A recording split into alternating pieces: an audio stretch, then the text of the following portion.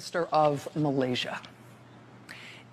If you are the Prime Minister of a country and hundreds of millions of dollars suddenly show up in your personal bank account, you better have a really good explanation for that, right? I mean, Prime Minister jobs do tend to come with a nice salary, but not a hundreds of millions of dollars overnight kind of salary.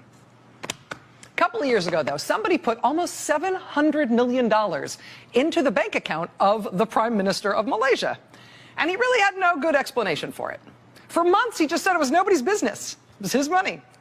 He said these allegations, these insinuations that there was anything inappropriate about this sudden infusion of $700 million into his private bank account, he said this was just his political opponents trying to undermine him. There was nothing to see here.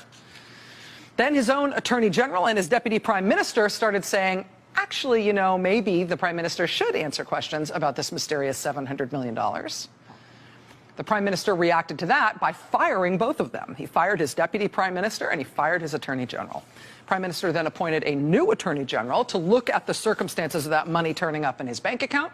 And that new hand-picked Attorney General looked into it and declared that really it was all fine. Nobody had done anything wrong. And that's when they decided what their public explanation would be for where that money came from. Their explanation was that that money, that $700 million, it was a present. It was a no-strings-attached gift for the Prime Minister from the Saudi royal family. Their line was that there was a Saudi prince who decided that he liked the Prime Minister of Malaysia, and no occasion really. He just decided that the Prime Minister could probably do with $700 million, so he gave it to him, free for nothing. When that's your good-sounding explanation, when that's your everything is fine, nothing to see here excuse, that a Saudi prince just dropped it off one day and you don't know why. If that's the good-sounding explanation, you know the bad-sounding explanation must be really, really, really bad.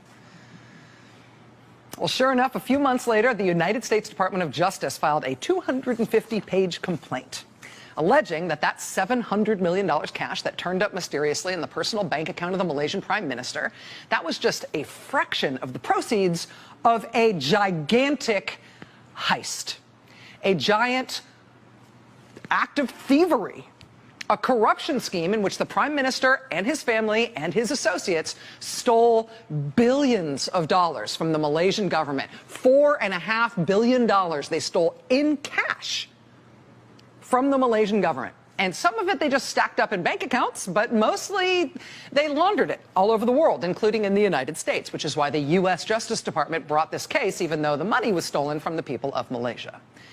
And the list of stuff that they spent this stolen money on, it's a ridiculous list of stuff.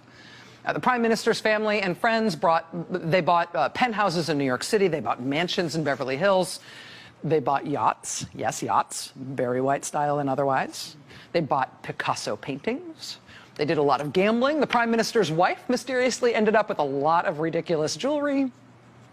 The Prime Minister's stepson used a bunch of the money to finance some Hollywood movies, including The Wolf of Wall Street, Daddy's Home, and Dumb and Dumber 2, all through a company